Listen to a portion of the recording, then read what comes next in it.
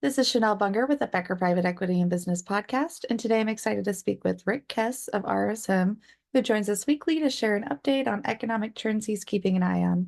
Rick, thank you as always for joining me. Why don't you take it away and tell us about some of the things that you're seeing out there? Yeah, well, thank you. Obviously it's the start of 2024. Lots of exciting things will happen this year. We'll have a presidential election. We'll have other important elections throughout the country, depending on where you are. So, I think today, is the day Iowa will vote in the caucuses, which will obviously be interesting to a lot of people.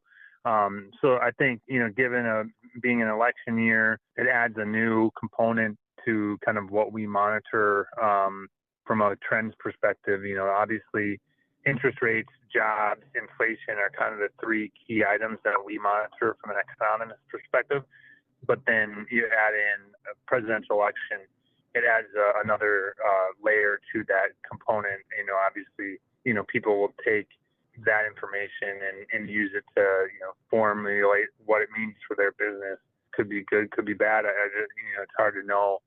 Every business, interacts with the federal government in different ways. So that will be, kind of what we continue to monitor.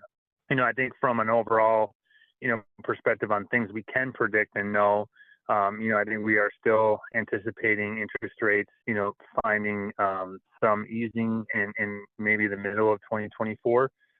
So I know a lot of our clients are kind of anticipating that and hoping for that, which will obviously be a good tailwind for our private equity clients that are looking to make acquisition using a fair amount of debt to finance the transaction.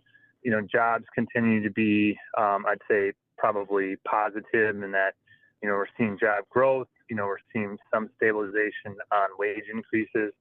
And, we did see a slight tick up in December on inflation data, but I think some of that could just be holiday spending and other kind of one-time anomalies that are affecting that particular data point. So, I hope to see that, maybe January and February, we continue to see inflation trending in the direction that we would hope, closer and closer to that kind of 2% goal that the Fed has outlined in their overall mandate. So overall, I continue to be hopefully optimistic on 2024 that, with some interest rate easing, inflation being relatively predictable, hopefully, that, we'll continue to see private equity, companies being able to do transactions that they want to do, put some of the dry powder that continues to be on the sideline to work and, continue to grow their portfolios in positive ways. So we're still, I think, overall